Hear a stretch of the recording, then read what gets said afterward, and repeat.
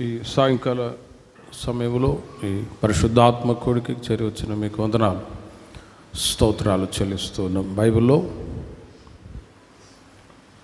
లూకాసు వార్త 7వ అధ్యాయం 11వ వాక్యాన్ని చదువుకుందాం. లూకాసు వార్త 7వ అధ్యాయం 11వ వాక్యం. వెంటనే ఆయన నాయనను ఒక ఊరికి వెళ్ళుచుండగా ఆయన శిష్యులను బహు జనసమూహమును ఆయనతో కూడా వెళ్ళుచుండిరి. చదవబడిన వాక్య భాగంలో యేసుక్రీస్తు వారు ఆయన శిష్యులు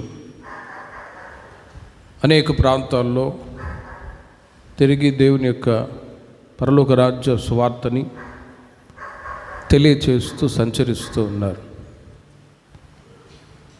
మరొక వైపు సమాజ మందిరంలో కూడా యేసుక్రీస్తు వారు బోధించుతూ ఉన్నారు. జనసమూహం మధ్యలో వెళ్ళి అద్భుతమైన ఆశ్చర్యమైన కార్యాలు కూడా చేస్తూ ఉన్నారు. యేసుక్రీస్తు వారు ఆయన జీవించిన 33.5 సంవత్సర కాలంలో 3.5 సంవత్సర కాలం తండ్రి యొక్క చిత్తాన్ని చేయటానికి తల్లిని తండ్రిని వదిలిపెట్టి పరలోక రాజ్య సువార్త నిమిత్తమై 29 స్థలాల్లో తిరిగినట్లుగా బైబిల్లో లిఖితం చేయబడింది. అందులో ఈ నాయిను అనే ఒక ఊరికి కూడా వచ్చారు. నాయిను అనే ఆ ఊరికి వచ్చినప్పుడు ఆ ఊరి గవిని యొద్ద వచ్చినప్పుడు చనిపోయిన ఒకడు వెలుపలికి మోసుకొని పోబడుచు ఉండెను. అతని తల్లికి అతడొక్కడే కుమారుడు, ఆమె విధువురాలు. ఆమె పరిస్థితిని బట్టి యేసుక్రీస్తు వారు ఆమెను చూచి ఆమె యందు కనికరపడి ఏడవవద్దని దగ్గరకు వచ్చి పాడిన ముట్టుగా మోయుచున్నవారు నిలిచారు. ఆ కుమారుడు ఒక్కడే, తల్లి బాధపడుతుంది. కానీ యేసుక్రీస్తు వారు ఆమె యందు కనికరపడి అమ్మా నువ్వు ఏడవవద్దు అని చెప్పి, చిన్నవాడ లెమ్మని నీతో చెప్పుచున్నాననగా చనిపోయిన వాడు లేచి కూర్చుండి మాటలాడసాగెను. ఇలా నాయిను అనే ప్రాంతానికి వచ్చినప్పుడు యేసుక్రీస్తు వారు ఒక అద్భుతమైన క్రియ జరిగించినట్లు చూస్తూ ఉన్నాం. ఆయన యేసుక్రీస్తు వారు 29 స్థలాల్లో తిరిగి అనేక అద్భుతమైన ఆశ్చర్యమైన కార్యాలు చేస్తూ వచ్చారు. ఈ నాయును అనే ప్రాంతంలో కూడా చనిపోయిన ఆ చిన్నవాడిని లేపి తన తల్లి చేతికి అప్పగించారు. వాక్యాన్ని ఆత్మీయంగా లోతుగా మనం ధ్యానించినప్పుడు ఈ నాయును అనే మాటకి అర్థం ఏంటంటే సౌందర్యము అని అర్థం. సౌందర్యము అని అర్థం, బ్యూటిఫుల్ సిటీ. ఒక్కొక్క పట్టణానికి ఒక్కొక్క ప్రాంతానికి వెళ్ళినప్పుడల్లా యేసుక్రీస్తు వారు ప్రజల జీవితాల్లో ఎన్నో మేలులు అద్భుతమైన కార్యాలు చేస్తూ వచ్చారు. ఈ నాయిను అనే మాటకి సౌందర్యము లేక బ్యూటిఫుల్ సిటీ అని అర్థం. ఈ నాయును అనే మాటను గురించి కొన్ని 3 విషయాలు మీకు తెలియచేస్తాను. సౌందర్యము అని అర్థం. ఒక వ్యక్తిని చూసినప్పుడు మనకు కనబడేది 3. ఒకటి ముఖం. సౌందర్యం అన్నప్పుడు సడన్గా ముఖాన్ని చూస్తారు. రెండవది ఈ కంఠం. మూడవది పాదములు. ఈ 3 మనిషికి సౌందర్యాన్ని ఇస్తూ ఉంది. ఒక వ్యక్తిని చూడంగానే ఒకటి ముఖము, రెండవది కంఠము, మూడవది పాదములు. ఈ 3 సౌందర్యాన్ని కనపరుస్తూ ఉంది. దేవుని ప్రజలైన మనకు సౌందర్యం అవసరం. అంటే లోక సంబంధమైన సౌందర్యం కాదు. పేతురు తన పత్రికలో రాస్తారు, ఈ లోక సంబంధమైనటువంటి అలంకరణ, క్షయమైన అలంకరణ, అక్షయమైన అలంకరణ గురించి రాస్తారు. అయితే ఇక్కడ వ్రాయబడినటువంటి సౌందర్యము ఇది స్పిరిచువల్ బ్యూటీ, ఆత్మ సంబంధమైన సౌందర్యం. భౌతికంగా సౌందర్యం కొరకు ఎన్నో కార్యక్రమాలు చేస్తారు అనుకోండి, ముఖము అలంకరణ కొరకు ఎన్నెన్నో కాస్మెటిక్స్ వాడుతారు, అది వేరే విషయం. కానీ ఆత్మీయ సౌందర్యం కావాలి అంటే దేవుని ప్రజలైన మనకు ప్రార్థనా జీవితం అవసరం. హల్లెలూయా. ప్రార్థనా జీవితం ఎంత కలిగి ఉంటామో అంతగా మన ముఖము సౌందర్యంగా మార్చబడును గాక. పరమగీతముల గ్రంథం 2వ అధ్యాయము 14వ వాక్యములో ఇక్కడ సంఘాన్ని గురించి పెళ్లి కుమారుడు వర్ణిస్తూ ఉన్న ఒక మాటని మీరు చూడండి. బండ సందులలో ఎగురు నా పౌరమా, పేటు బీటలను ఆశ్రయించు నా పౌరమా, నీ స్వరము మధురం, నీ ముఖము మనోహరము, నీ ముఖము నాకు కనబడనిమ్ము, నీ స్వరము నాకు వినబడనిమ్ము అని అక్కడ సంఘాన్ని గురించి వర్ణించి వ్రాయబడిన మాటలు పరమగీతాల్లో. షోలమితి పెళ్లి కుమార్తెని వర్ణిస్తూ ఉన్న మాట, అందులో నీ ముఖము మనోహరము అంటాడు. సంఘానికి, దేవుని ప్రజలైన మనకు బ్యూటీ, సౌందర్యం ఎందులో ఉండాలి అనంటే, ఒకటి ముఖములో అన్నప్పుడు ఇక్కడ దేవుని ప్రజల జీవితంలో ఆత్మీయమైన అందం ఏంటంటే ప్రార్థనా జీవితమే ఒక అందం. దేవుని ప్రజలైన మనం దేవునితో కూడా సహవాసం కలిగి ఉండే అనుభవం ఎంతగా కలిగి ఉంటామో అంతగా మనము సౌందర్యవంతులుగా మార్చబడతాం. యేసుక్రీస్తు వారు శిష్యులతో తెలియచేస్తున్నారు, మీరు ఒక్క గడియన మేల్కొని ప్రార్థించలేరా? కాబట్టి ఈ రోజుల్లో దేవుని ప్రజలైన మనకు ప్రార్థన జీవితం ఎంతైనా అవసరం. దేవుని సన్నిధిలో ప్రార్థించడం, వ్యక్తిగతంగా ప్రార్థించడం, కుటుంబాల్లో ప్రార్థించడం, సభల్లో ప్రార్థించడం, ఇలా ఎక్కడికి వెళ్ళినా ఫస్ట్ ప్రిఫరెన్స్ మనం దేవుని సన్నిధిలో ఉండటానికి, ప్రార్థించటానికి ఎక్కువ ప్రాముఖ్యతను ఇవ్వాలి. అలాంటి సమయంలో మనం ఆత్మీయంగా సౌందర్యాన్ని దినదినము పొందిన వాళ్ళం అవుతాం. కాబట్టి దేవుని ప్రజలైన మనం ఇప్పుడున్న ప్రార్థనా జీవితం ఇంకా రాబోయే రోజుల్లో పెరుగునుగాక. ఇప్పుడు మీరు చేసే ప్రార్థన సమయాన్ని ఇంకా కొద్దిగా పొడిగించినప్పుడు ప్రార్థనను బట్టి మనం దేవుని యొక్క సన్నిధిలో నిలవగలం. యేసుక్రీస్తు వారు కూడా ఈ లోకంలో ఉన్నప్పుడు మత్తయి సువార్త 17వ అధ్యాయము మొదటి 2 వాక్యాల్లో మీరు చూడండి. మత్తయి సువార్త 17వ అధ్యాయం మొదటి 2 వాక్యాల్లో ఒకసారి యేసుక్రీస్తు వారు శిష్యులు రూపాంతరపు కొండకు వెళ్ళారు. 6 దినములైన తర్వాత యేసు పేతురును యోహానును వెంట పెట్టుకొని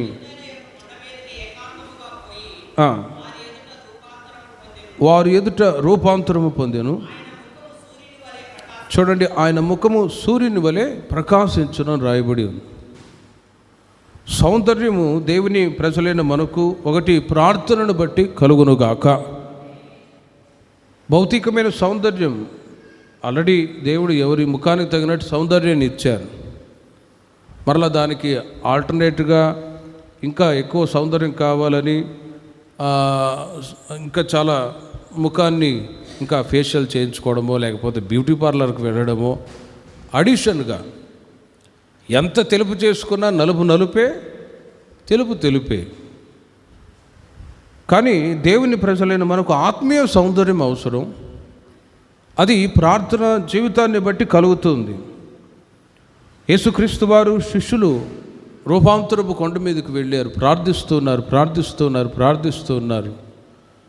యేసుక్రీస్తు యొక్క ముఖము అది సూర్యుని వలె ప్రకాశించను అని రాయబడి ఉంది. సూర్యుని వలె ప్రకాశించను. కాబట్టి ప్రియమైన వారలారా, రక్షించబడి బాప్తిసం తీసుకొని సంఘ సహవాసానికి వచ్చిన దేవుని ప్రజలైన మనం ప్రభురాకడ దినాల్లో ఉన్నాం. వాక్యం చెప్తుంది, సమయాన్ని పోనివ్వక మీరు సద్వినియోగం చేసుకురండి.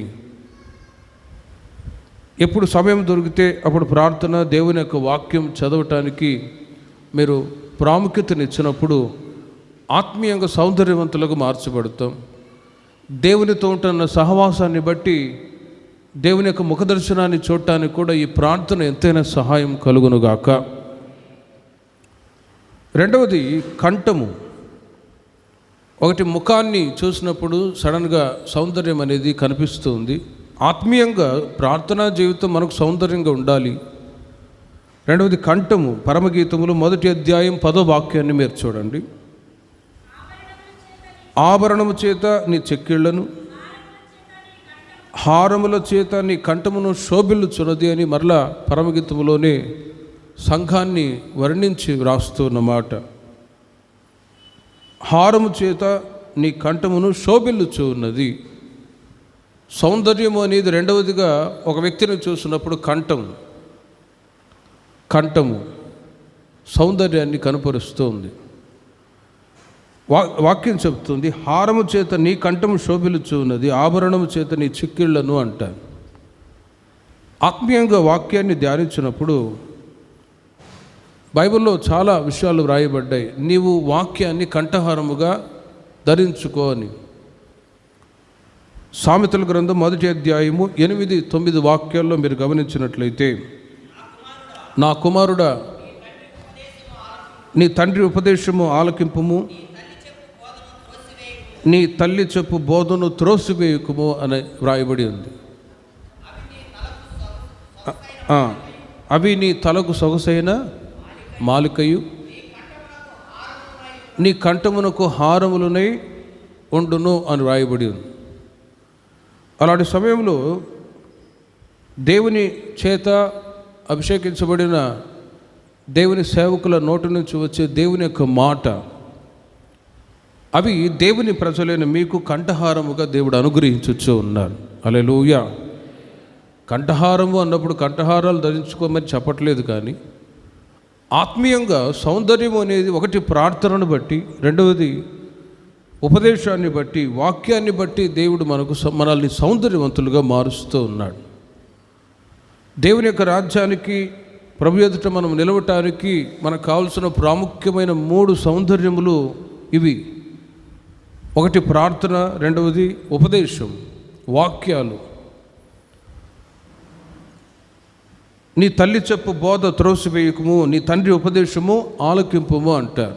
తల్లి తండ్రి ఎవరు అనంటే సంఘానికి దేవుడు అనుగ్రహించిన సేవకులు. గత చాలా సంవత్సరాల నుండి దేవుని యొక్క సేవకుల ద్వారా దేవుని యొక్క మాటలు మీరు వింటూ ఉన్నారు. ఆ మాటలు వినే కొలది మీలో దేవుడు మార్పును కలుగజేస్తూ వచ్చాడు. గతంలో ఎలా ఉన్నారు, ఇప్పుడు మీ యొక్క ఆత్మీయ స్థితిగతులు ఎలా ఉన్నాయి అని అడిగితే మీరు చెప్తారు. గతంలో మార్పు లేని స్వభావం, కానీ ఇప్పుడైతే వాక్యాలు వినే కొలది ఒక మార్పు అనేది దేవుడు కలుగజేస్తూ ఉన్నాడు. అందుకే పేతురు తన పత్రికలో రాస్తారు, మీరు మొదట పాలుతో పోషింపబడుతూ వచ్చారు, అయితే రోజులు గడిచే కొలది, ప్రభురాకడ సమీపించే కొలది ఇప్పుడు బలమైన ఆహారము మీకే తగును అంటారు. పాలతోనే పోషింపబడుతూ ఉంటే పిల్లవాడు ఎదిగి పెద్దవాడు అవ్వాలి అంటే బలమైన ఆహారం కావాలి. కాబట్టి సంఘం పరిపూర్ణతలోనికి రావాలి, క్రీస్తు యొక్క రాకడలో ఆయన ఎదుట నిలవబడాలి అన్నప్పుడు రెండవది ఉపదేశం, బోధ ద్వారా దేవుడు మిమ్మల్ని సౌందర్యవంతులుగా దేవుడు మారుస్తూ ఉన్నాడు. హల్లెలూయా. ఎప్పుడైతే వాక్యాలు మీ హృదయంలో భద్రపరుచుకొని ఆ విధంగా జీవిస్తూ నెమరు వేస్తూ వాక్యానుసారంగా మీ జీవితాన్ని కట్టుకుంటూ ఉంటారో అప్పుడు మీరు ఆత్మీయంగా సౌందర్యవంతులుగా మార్చబడతారు.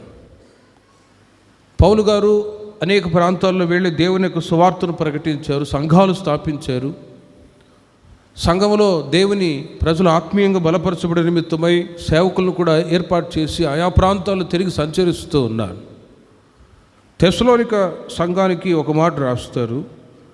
తెస్సలోనికైలకు రాసిన మొదటి పత్రిక 2వ అధ్యాయము 7-8 వాక్యాల్లో మీరు చూడండి. అయితే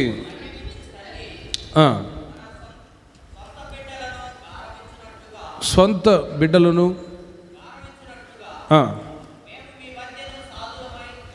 మేము మీ మధ్య సాధువులమై ఉంటిమి, మీరు మాకు బహు ప్రియులనై ఉంటిరి గనుక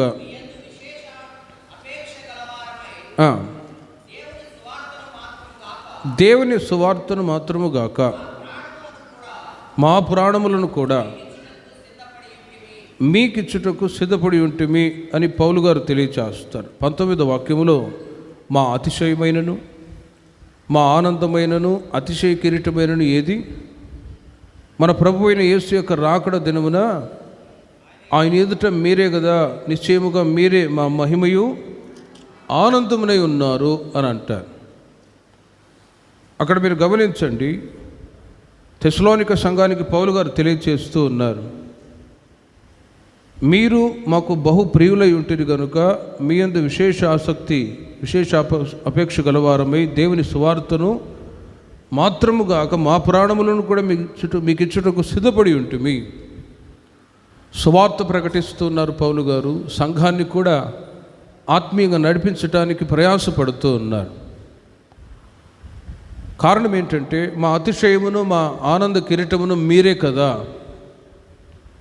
మందిరం ఏర్పాటు చేసి, ఇలా లైట్లు ఏర్పాటు చేసి, ఫ్యాన్లు ఏర్పాటు చేసి, సౌండ్ సిస్టము, మైకులు, ఇవన్నీ ఎందుకు ఈ ప్రయాస అని అంటే, ప్రేమిన వర్లరా, ప్రభు యొక్క రాకడ దినాల్లో మనం ఆయన ఎదుట నిలవబడటానికి భక్తికి సంబంధించిన బోధ సంఘములో మీకు బోధింపబడుతూ ఉండగా, ఈ బోధ చేత దినదినము మనం సౌందర్యవంతులుగా మార్చబడాలనే ఉద్దేశం చేతని ఈ ప్రయాస. అదే పత్రిక 2వ అధ్యాయం 11-12 వాక్యములో, తండ్రి తన బిడ్డల ఎడల నడుచుకునే రీతిగా మేము కూడా నడుచుకుంటుమి అని అంటారు. సంఘానికి సేవకులు తల్లి తండ్రిగా ఉండి బోధించుచూ ఉన్నారు, సువార్తను ప్రకటిస్తూ ఉన్నారు. ఒక ముఖ్యమైనటువంటి ఒక గురి ఏంటంటే, మీరు మనమందరము ప్రభు రాకడలో ఆయన ఎదుట నిలవబడదుముగాక. అందుకే ఈ బోధ, ఈ ఉపదేశాలు బోధింపబడుతూ ఉన్నాయి. ఈ ఉపదేశానుసారముగా మనం జీవించినప్పుడు సౌందర్యం అనేది మన జీవితాలలో దేవుడు అనుగ్రహించుదురుగాక. ఒకటి ప్రార్థన, రెండవది ఉపదేశం, దేవుని యొక్క మాటలు. ఇవి మనల్ని దినదినము పరిపూర్ణతలోనికి నడిపిస్తుంది. కాబట్టి ప్రేమిన వర్లరు, గత ఎన్నో సంవత్సరాలుగా దేవుని యొక్క వాక్యాలు వింటూ ఉన్నారు. ఆ వాక్యములో ఉంటున్న ఆ ఆశీర్వాదాలన్నీ మీరు పొందుతూ ఉన్నారు. రాబోయే రోజుల్లో ఇంకా వాక్యాన్ని శ్రద్ధగా విని వాక్యానుసారంగా జీవిస్తూ ఉన్నప్పుడు ప్రభు ఎదుట మనం అందరము కూడా నిలవబడదుముగాక. 3వ సౌందర్యము పాదములు సౌందర్యం.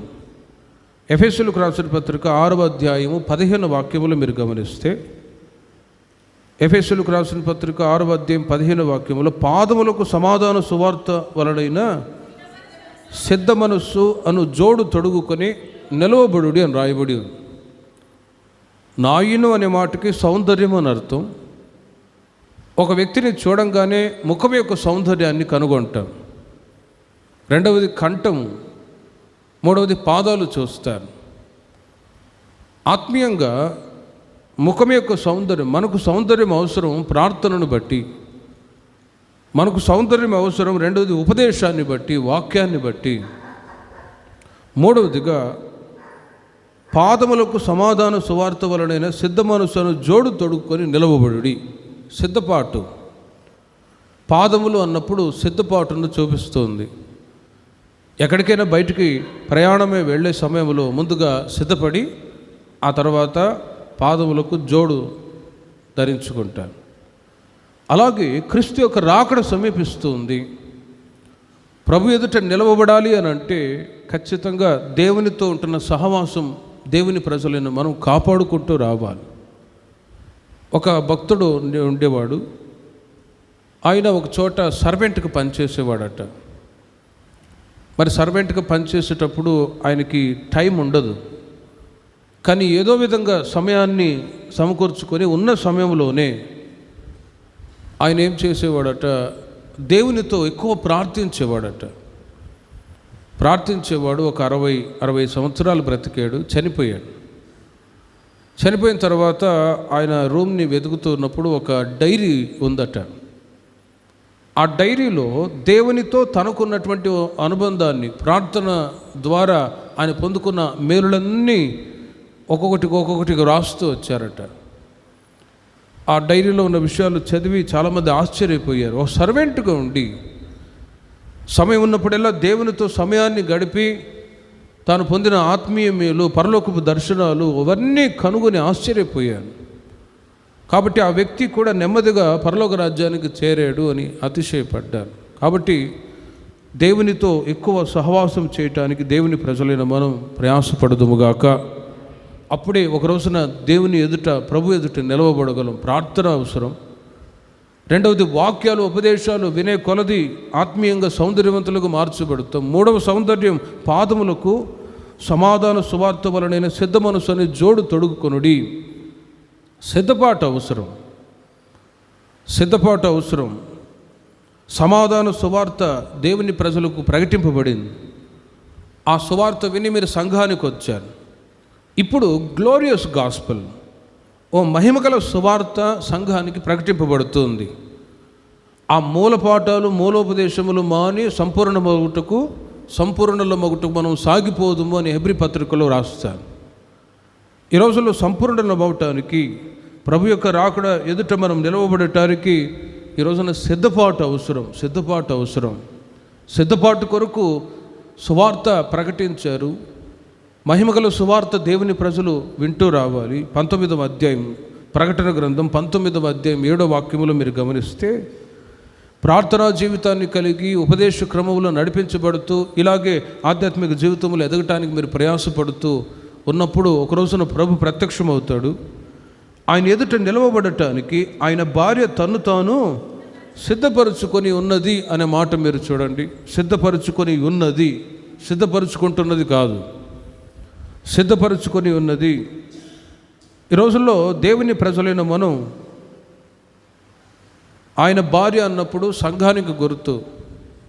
పెళ్లి కుమారుడైన యేసుక్రీస్తు రాబోతూ ఉన్నాడు. ఆయన భార్య అంటే మనమే, సంఘమే భార్య, స్త్రీకి పోల్చబడింది. మరి ఆయన ప్రత్యక్షమైనప్పుడు ఆయన ఎదుట నిలవబడాలి అంటే ఆయన భార్య తన్ను తాను సిద్ధపరుచుకొని ఉన్నది. ఓ పెళ్లి కుమార్తె ఏ విధంగా సిద్ధపడుతుంది? ఇక పెళ్ళికి సిద్ధమయ్యే మూమెంట్లో అవసరమైన ఆభరణాలన్నీ ధరించుకొని సిద్ధపడుతుంది. అలాగే ఆభరణాలు అన్నప్పుడు క్రీస్తు యొక్క స్వభావాలే మనకు ఆభరణములుగా దేవుడు ధరింపచేశాడు. వాటిని మనం ఒక్కొక్కటిగా ధరించుకొని, విడిచిపెట్టవలసినవన్నీ కూడా విడిచిపెట్టి ధరించుకోవలసిన క్రీస్తు స్వభావాలన్నీ కూడా ధరించుకొని పెళ్లి కుమారుడైన యేసుక్రీస్తు ఎదుట మనం సిద్ధపడి నిలవబడదుముగాక. ప్రకటన గ్రంథం 22వ అధ్యాయం 20వ వాక్యములు ఎప్పుడైతే సిద్ధపడి ఉంటుందో భార్య, అవును త్వరగా వచ్చుచున్నానని చెప్పుచున్నాడు, ఆమేన్, ప్రభు అయిన యేసు రమ్ము అని మనం అప్పుడు చెప్పగలం. సిద్ధపడ్డ వాళ్ళు ఈ మాటను చెప్పగలరండి. కాబట్టి ఈ రోజున ఎవరికి వాళ్ళే సిద్ధపరచుకోవడం అవసరం. ప్రభు మీ రాకడ సమీపిస్తుంది, మీ ఎదుట నేను నిలవాలి అంటే క్రీస్తులో ఉంటున్న స్వభావాలు దేవుని ప్రజలు కలిగి ఉన్నప్పుడే ఆయన ఎదుట ధైర్యంగా నిలవగలరు. అదే సాతానుకు సంబంధించిన స్వభావాలు కలిగి ఉన్నప్పుడు క్రీస్తు ఎదుట నిలవలేరండి. కనుకనే పెళ్లి కుమార్తె తను తాను సిద్ధపరచుకుంటుంది. సిద్ధపరచుకున్నప్పుడు అవును త్వరగా వచ్చుచున్నారని చెప్పుచున్నాడు, ఆమేన్, ప్రభు అయిన యేసు రమ్ము అని సిద్ధపడిన సంఘముగా మనం ఉండి ఈ మాట పలుకుదముగాక. మరి యేసుక్రీస్తు వారు ఆయన వచ్చే సమయంలో పరిస్థితులు ఎలా ఉంటాయి? ఆయన వచ్చినప్పుడు కొరింథీయులకు రాసిన మొదటి పత్రిక 15వ అధ్యాయము 51, 52 వాక్యాల్లో మీరు గమనించినట్లయితే సంఘం రెప్పపాటున ఎత్తబడును అని రాయబడి ఉంది. క్షయత అక్షయతను స్వతంత్రించుకొనదు. ఇదిగో మీకు ఒక మర్మము తెలుపుచూ ఉన్నాను, మనమందరము నిద్రించము కానీ నిమిషములో ఒక రెప్పపాటున కడబూరం మ్రోగగానే, చూడండి, మనమందరము మార్పు పొందుదుము అంటారు. ఒక రెప్పపాటున జరిగే కార్యం. ఇప్పటికే ప్రభు యొక్క రాకడ సూచనలు నెరవేర్చబడుతూ ఉన్నాయి. ఒక్కొక్కటిగా అంత్యక్రీస్తు రాబోతున్నాడు. యేసయ్య చెప్పిన ప్రతి మాట నెరవేర్చబడుతూ ఉన్నాయి. యుద్ధాలు ఆగట్లేదు. ఇక మొన్నటి వరకు యుద్ధం ఆగిపోయింది, శాంతి పరచబడుతూ ఉన్నారనే మూమెంట్లో మరలా ఇప్పుడు ఇజ్రాయెల్, పాలస్తీనా, గాజా ఇటు యుద్ధాలు ప్రారంభించబడ్డాయి. మరలా యుద్ధాలు ఆగిపోతున్నాయి, సమాధానం కలుగుతుందనే మూమెంట్లో మరలా ఏదో ఒక కార్యం జరిగి అక్కడ మరలా యుద్ధాలు ప్రారంభమవుతుంది. యుద్ధాలు ముగించబడట్లేదు. రాజ్యం మీదకి రాజ్యాలు, కరువులు, భూకంపాలు ఇవన్నీ తరచుగా ఒక 5 ఏళ్ల నుండి గమనిస్తూ ఉన్నప్పుడు ఎక్కువగా జరుగుతూ ఉన్నాయి. ఇవి గమనిస్తూ ఉన్నప్పుడు ఖచ్చితంగా ప్రభు అతి త్వరలో రానై ఉన్నారు. హల్లెలూయా. ఆయన వచ్చినప్పుడు దేవుని ప్రజలైన మనం సిద్ధపడాలి. సిద్ధపడ్డ సంఘం ఏ విధంగా ఎత్తబడుతుంది అంటే రెప్పపాటున సంఘం ఎత్తబడుతుంది. ఒక కనురెప్ప, అలా కనురెప్ప ఒక ఫ్రాక్షన్ ఆఫ్ సెకండ్ అంటారు ఇంగ్లీష్లో. ఒక క్షణంలోనే సంఘం ఎత్తబడుతుంది. ఎక్కడికి ఎత్తబడుతుంది? కొరింథీయులకు రాసిన మొదటి పత్రిక 12వ అధ్యాయము 2వ వాక్యములో పౌలు గారు ఓ పరలోకపు దర్శనాన్ని చూచాడు. ఇందుచేత దేవుని ఆత్మ వలన మాట్లాడువాడెవడును, మొదటి కొరింథీయులకు రాసిన మొదటి పత్రిక 12:2.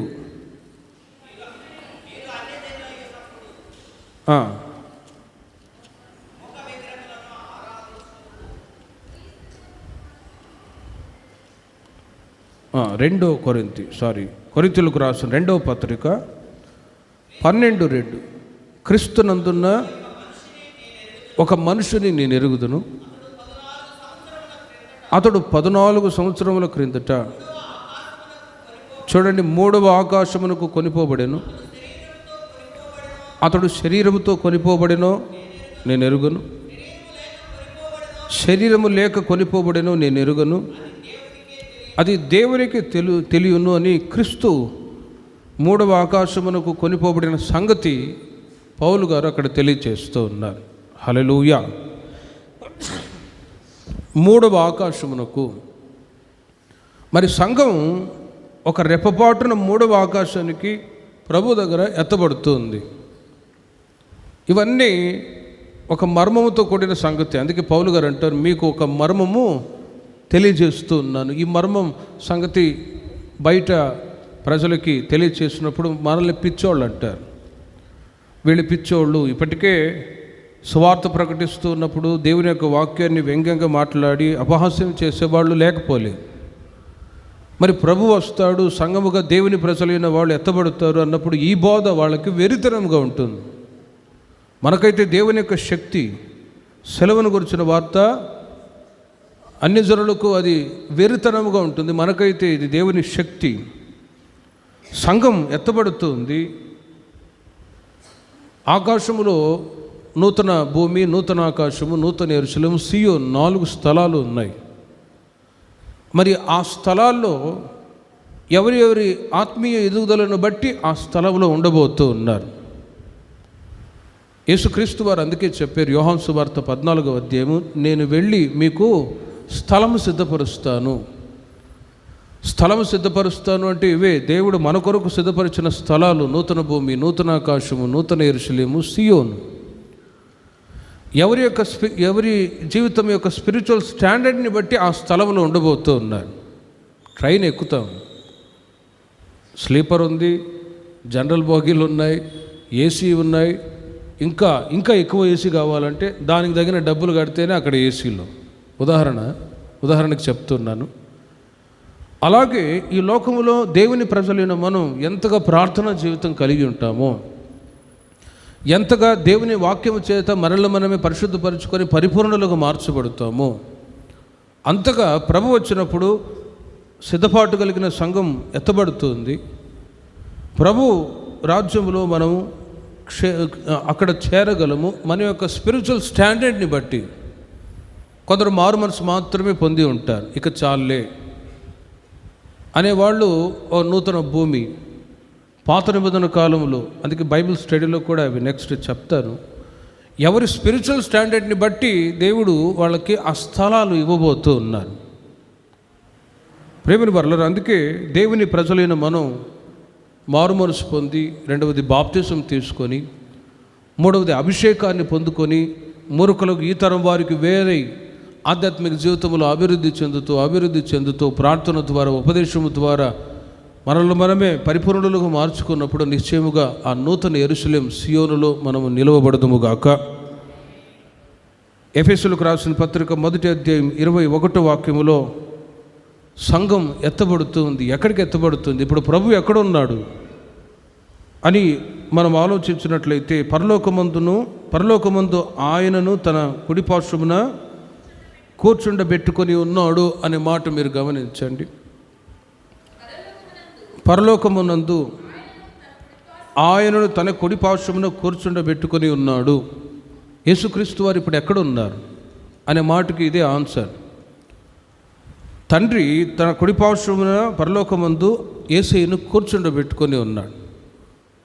మరి సంఘం ఎత్తబడ్డప్పుడు కొలొస్సీయులకు రాసిన పత్రిక 3వ అధ్యాయం 1వ వాక్యం కూడా నోట్ చేసుకొని మీరు చూడండి. మీరును ఆయనతో కూడా మహిమ యందు ప్రత్యక్షపరచబడుదురు అనే మాట రాయబడి ఉంది. మీరు క్రీస్తుతో కూడా లేపబడిన వాళ్ళు అయితే పైనున్న వాటినే వెతకండి. అక్కడ చూడండి, అక్కడ క్రీస్తు దేవుని కుడిపార్శ్వమున కూర్చుని ఉన్నాడు. ఆయన కూర్చున్న స్థలంలో మనము కూడా చేర్చబడుదుము గాక. ప్రేమిన వర్ల, ఇది ఒక రహస్యం, మర్మం. ఈ మర్మం అందరికీ తెలియదు. ఏదో చర్చికి వస్తున్నారు, వెళ్తూ ఉన్నారు, మేలు పొందుతూ ఉన్నాం, సాక్ష్యాలు చెప్తూ ఉన్నాం, ప్రార్థనలు ఏర్పాటు చేసుకున్నాం, స్తుతిస్తూ ఉన్నాం, ఇవన్నీ మంచిదే. కానీ పరలోక రాజ్యాన్ని గురించిన ఒక విజన్, ఒక గురి చాలామందికి లేనే లేదు. కానీ దేవుని ప్రజలైన మనం ఎరగాలి, మనం 3 విధాలుగా సౌందర్యవంతులుగా మార్చబడాలి. ముఖము యొక్క సౌందర్యం, కంఠము యొక్క సౌందర్యం, పాదముల యొక్క సౌందర్యం అని ఇక్కడ 3 విషయాలు మీకు చెప్పాను. ఒకటి, ప్రార్థనను బట్టి మనం ఆత్మీయంగా సౌందర్యవంతులుగా మార్చబడతాం. రెండవది, ఉపదేశము ద్వారా, బోధ ద్వారా మనం సౌందర్యవంతులుగా మార్చబడతాం. మూడవది, ప్రార్థన ఉపదేశాన్ని బట్టి మనం సిద్ధపాటు కలిగి ప్రభు యొక్క రాకడకై సిద్ధపడాలి. సిద్ధపడ్డప్పుడు సంఘం ప్రభు దగ్గరికి ఎత్తబడుతుంది. మనము ఆయనతో కూడా, మీరును ఆయన యందు ప్రత్యక్షపరచబడుదురు అని కొలొస్సీ సంఘానికి పౌలు గారు రాస్తారు. ప్రకటన గ్రంథం 12వ అధ్యాయం 1వ వాక్యానికి వచ్చేసరికి, అక్కడ ప్రకటన గ్రంథంలో సంఘం ఎక్కడ ఉందో ఒక్కసారి అక్కడ మీరు చూడండి. అప్పుడు పరలోకమందు ఒక్క గొప్ప సూచన కనబడెను. అదేదనగా సూర్యుని ధరించుకుని ఒక స్త్రీ, ఆమె పాదముల క్రింద చంద్రుడును,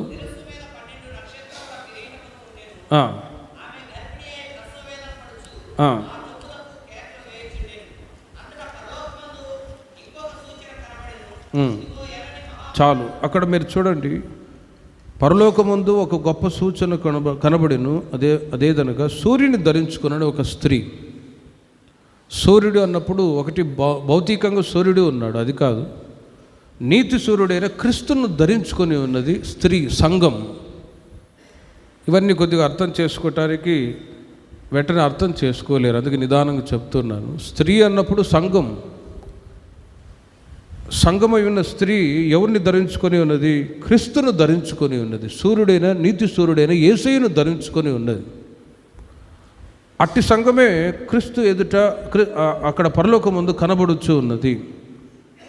సూర్యుని ధరించుకున్న ఒక స్త్రీ, ఆమె పాదముల క్రింద చంద్రుడును, శిరస్సు మీద 12 నక్షత్రములు గల కిరీటమును ఉండెను. అపోస్తలుల యొక్క సహవాసములో దేవుని ప్రజలు నిలవబడి, చంద్రుడు అన్నప్పుడు కృపకు సాదృశ్యం, కృపను పొందుకొని నీతి సూర్యుడైన యేసయ్యను దేవుని ప్రజలను మనం ధరించుకోవాలి. ఏం ధరించుకోవాలి అంటే, గలతీయులకు రాసిన పత్రిక 3వ అధ్యాయం 27వ వాక్యములో బాప్తిసము ద్వారా మీరు క్రీస్తును ధరించుకొని ఉన్నారు అని రాయబడి. లోతుగా వాక్యాన్ని ధ్యానించినప్పుడు, క్రీస్తునందు బాప్తిసం పొందిన మీరు క్రీస్తును ధరించుకొని ఉన్నారు. ధరించుకోవడం అంటే, అంతకు మునుపు లోకము, పాపము, శాపము, సాతాను యొక్క స్వభావాలు, చెడు కార్యాలు ఉండేవి. కానీ క్రీస్తులోనికి వచ్చిన తర్వాత మారుమనసు పొంది బాప్తిసం తీసుకున్నప్పుడు అలాంటి వాళ్ళు క్రీస్తును ధరించుకొని ఉన్నారు. క్రీస్తును ధరించుకొని ఉన్నారు అంటే క్రీస్తు యొక్క స్వభావాలన్నీ ఆ వ్యక్తిలోనికి వచ్చాయి. అంతవరకు కోపము, ద్వేషము, పగ, ఈర్ష్య, లోక సంబంధమైన మనుషుల వల్ల ప్రవర్తిస్తూ ఉన్న వ్యక్తి బాప్తిసం పొందినప్పుడు క్రీస్తును ధరించుకుంటాడు. నవనూతనమైన స్వభావాలు, పాతవి గతించును, సమస్తము నూతనమాయును బై బ్యాప్టిజం. ఆ తర్వాత పరిశుద్ధాత్మ అభిషేకాన్ని ఇలా ప్రతి శనివారం దేవుని యొక్క సన్నిధికి వచ్చి దేవుని ఆత్మను పొంది ఆరాధనలో కూడా మీరు మౌనంగా ఉండకుండా ఎంత దేవుని స్తుతిస్తారో అంత ఆ కృపగల ఆత్మ మిమ్మల్ని ఆవరించునుగాక. వాక్యం చెప్తుంది, నీ నోరు బాగుగా తెరువుము, నేను కృపతో నింపుతాను అని. కాబట్టి ప్రార్థనకు రాగానే వెంటనే దేవుని ప్రజలైన మనం ప్రైజింగ్ చెప్తూ ఉండాలి. ఆరాధనలో ఎక్కువగా ప్రభుని స్తుతిస్తూ ఉండాలి. అప్పుడే ఆ అభిషేకం, కృపను నా దేవుడు మీకు దయచేయుదురుగాక. కాబట్టి ప్రేమిని వర్లారా, క్రీస్తును ధరించుకొని పరిశుద్ధాత్మ అభిషేకాన్ని పొందుకున్నప్పుడు దేవుని ప్రజలైన వాళ్ళు జయ జీవితాన్ని జీవించగలరు. సంఘం పెళ్ళికు అక్కడ 12వ అధ్యాయంలో మనం చూస్తున్నాం. ఆ స్త్రీ మగ శిశువును కనెను అని ప్రసవించెను. మగ శిశువు అన్నప్పుడు జయ జీవితానికి గుర్తు. దేవుని ప్రజలైన మీరు మారుమనసు పొంది బాప్తిసం తీసుకొని పరిశుద్ధాత్మ అభిషేకాన్ని పొందినప్పుడు అప్పుడు జయ జీవితం ప్రారంభించబడుతుంది. అంతవరకు దేవుని యొక్క మందిరానికి రావడం, పోవడం, వచ్చుచు పోవచ్చు ఉండే అనుభవాలు ఉంటాయి. కానీ ఇంకొద్దిగా యాజ్ అ డీపర్ ఎక్స్పీరియన్స్, లోతైన అనుభవంలోనికి మీరు రావటానికి దేవుని ఆత్మ అభిషేకం పొందినప్పుడు మీరు ఒక జయ జీవితాన్ని జీవించటానికి దేవుడు కృప చూపుతాడు. జయ జీవితం అన్నప్పుడు మన జీవితాల్లో ఏవైతే దేవునికి విరోధమైన స్వభావాలు ఉన్నాయో, ఉదాహరణకి మత్తయి సువార్త 18వ అధ్యాయము 21-22 వాక్యాల్లో యేసుక్రీస్తు వారి దగ్గరికి ఒకసారి పేతురు ఆయన ఎద్దుకు వచ్చి, ప్రభువా, నా సహోదరుడు నా ఎడల తప్పిదము చేసిన ఎడల నేను ఎన్ని మార్లు అతన్ని క్షమింపవలను అని అడిగాడు. మీరు జయ జీవితాన్ని జీవించుచూ ఉన్నప్పుడు, దేవుని మందిరానికి వచ్చి భక్తులు అభివృద్ధి చెందుతూ ఉన్నప్పుడు, దిగజారిపోవటానికి, బలహీనపడటానికి ఆయా సందర్భాల్లో ఈ స్వభావాల్లో సాతానుడు క్రియ చేస్తాడు. స్వభావాల్లో అందుకే కొలస్సీ సంఘానికి పౌలు గారు తెలియచేస్తారు, మీరు లోకములో ఉన్నప్పుడు పెద్ద పెద్ద పాపాలు చేస్తూ వచ్చారు, సంఘానికి వచ్చినప్పుడైతే కోపము, ద్వేషము, పగ, ఈర్ష్య, మీ నోట బూతులు అనే వీటిని విసర్జించుడి అని కొలస్సీ సంఘానికి పౌలు గారు చెప్తారు. దేవుని ప్రజలైన మీరు మారుమనసు పొంది బాప్తిజం తీసుకొని అభిషేకాన్ని పొందినప్పుడు జయ జీవితం ప్రారంభించబడుతుంది. కానీ సడన్గా కొందరు కోపము, ద్వేషము, ఇంకా ఇవన్నీ చిన్న చిన్న పాపాలు, వీటికి చోటిచ్చినప్పుడు ఫెయిల్యూర్స్, జయ జీవితాన్ని జీవించకుండా ఇవి అడ్డుగా ఉంటాయి.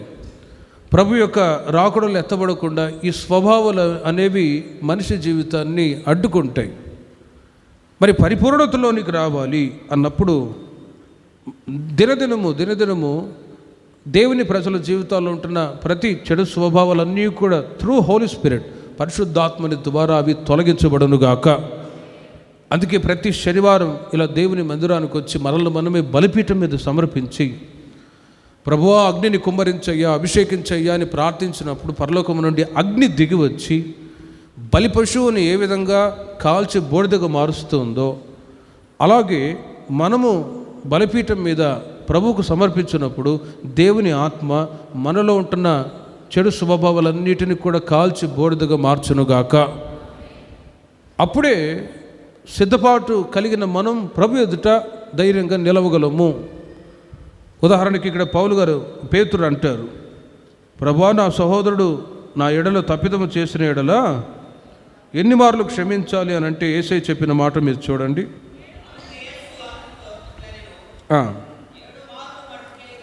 7 మార్ల మట్టుకే కాదు. మనిషి యొక్క ఆయుష్ ఎన్ని సంవత్సరాలు? 90వ కీర్తన 10వ చరణాన్ని మీరు చూడండి. 90వ కీర్తన 10వ చరణంలో మనిషి యొక్క ఆయుష్ 70 సంవత్సరములు,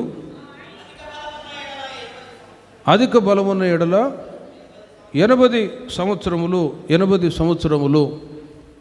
కాబట్టి యేసయ్య అంటారు, ఒక వ్యక్తిని నువ్వు ఎన్నిసార్లు క్షమించాలంటే జీవితకాలం అంతా, మనిషికున్న 70 సంవత్సరాల ఆయుష్లో క్షమిస్తూనే మనం ఉండాలి, క్షమిస్తూనే ఉండాలి.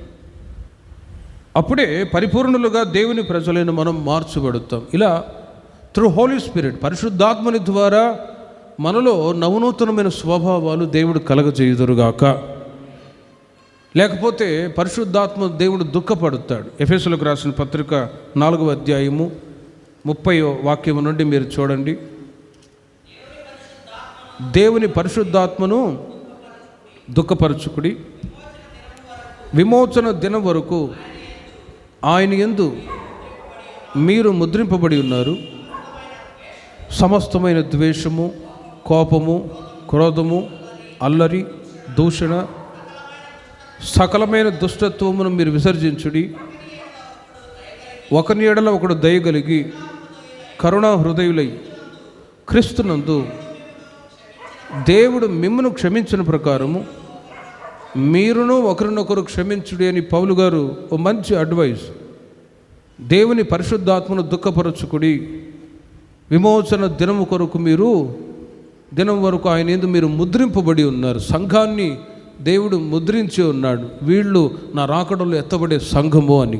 హల్లెలూయా. విమోచన దినము వరకు ఆయన యందు మీరు ముద్రింపబడి ఉన్నారు. దేవుని ఆత్మను మీరు దుఃఖపరచుకుడి. ఎప్పుడు దుఃఖపడతాడు అంటే దేవుని ప్రజల జీవితాల్లో ఈ ద్వేషము, కోపము, క్రోధము, ఈ స్వభావాలన్నీ ఉన్నప్పుడే. అందుకే ఈ స్వభావాలన్నీ కూడా దూరపరచుకోవాలి అంటే ఖచ్చితంగా దేవుని ప్రజలైన మీరు దేవుని ఆత్మను మీరు పొందుదురుగాక. పరిపూర్ణులుగా మార్చబడతాం. క్రీస్తు ప్రత్యక్షమైనప్పుడు ఆయన ఎదుట ధైర్యంగా నిలవగలం. ప్రార్థన చేసుకుందాం.